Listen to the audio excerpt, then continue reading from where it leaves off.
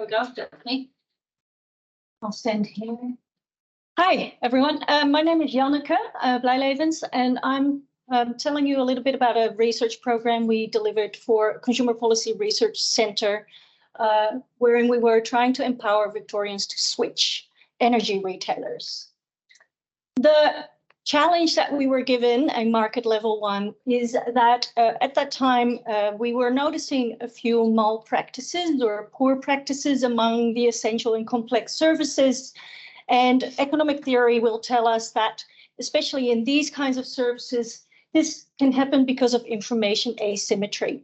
So this means that the retailers themselves have a lot of data on how they're performing in terms of service quality, but consumers don't, and competitors don't either. As a result, what happens is that high quality service providers cannot compete on that level, and things are happening in fee structures or hidden clauses in contracts when it comes to pricing only, and that's where the competition happens. So as a consumer, you then cannot really distinguish a lemon from a peach. And what happens is that there's a high level of uncertainty on the information available and how these retailers are performing, which leads to a status quo bias where people are not switching. It's better to stay where they are because at least that's familiar. And what this is doing is putting people at financial risk. So resolving service quality problems is estimated to about $6.26 billion a year in costs to consumers. So we applied our behavioral business design approach to this. And this behavioral business design approach is a combination of human-centered design or design thinking and behavioral economics. The main thing here is that we are not trying to nudge someone into a decision that we think is best for them. We build a program to empower people to make better decisions for themselves based on what they think is best for them. And we are using Michi's and others' model here, and we really actively design capability, motivation, and opportunity. So in this space, that means we need to give people the knowledge and skills to interpret any information on these service quality that is given to them.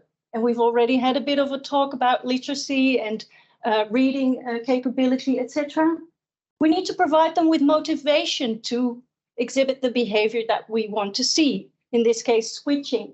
So what underlying needs are people having that are currently not being met, and how might we help them meet those needs?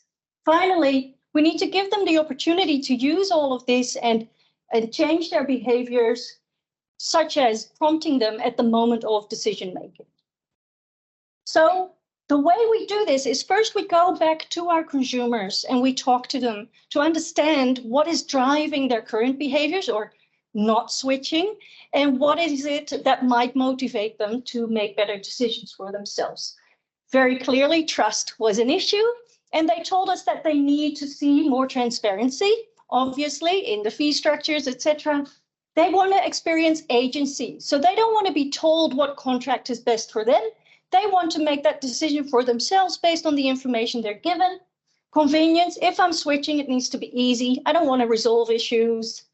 Authenticity, if you as a brand say that you are in a certain way, then deliver on that promise. And instead of just talking to people, we then ask them, we test whether this will indeed motivate them to switch. So we did a discrete choice experiment where we're asking people to put their money where their mouth is. And indeed, we find that people significantly willing to pay a lot of money for companies performing on transparency, agency, convenience, and authenticity. This is a lot of money per quarter for a three-person household.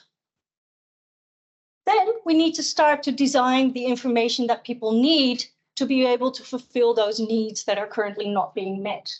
So we look at what information should we give them so that they can assess transparency, agency, etc. Then how do we present that information? Do they want raw data? Do they want to use their own Excel spreadsheets?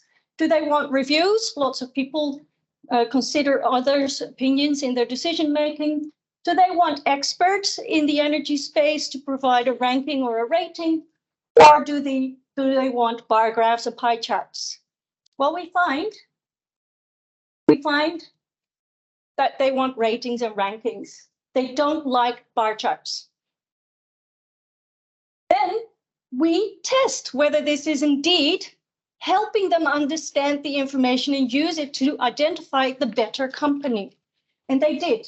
When we present information in the way that they want, people are better able to identify which company performs better on these attributes. And finally, we look at, okay, let's put this in a place where they make decisions, namely on the Victorian Energy Compare website. We use real data on prices, real brands, and real data from CanStar, etc., on service quality, not the best data just yet. And we see that people are willing to switch when we give them this data, and they are switching to companies that perform better on these attributes and not necessarily the lower priced ones or the higher brands or the well-known brands. So we have been able to give consumers capability, motivation, and opportunity to switch energy retailers, but make those decisions for themselves, feel empowered in that decision making. We also were able to give CPRC data or evidence that helps them to make recommendations in the regulatory and policy space, which is slowly changing the Victorian energy space as we speak. Thank you.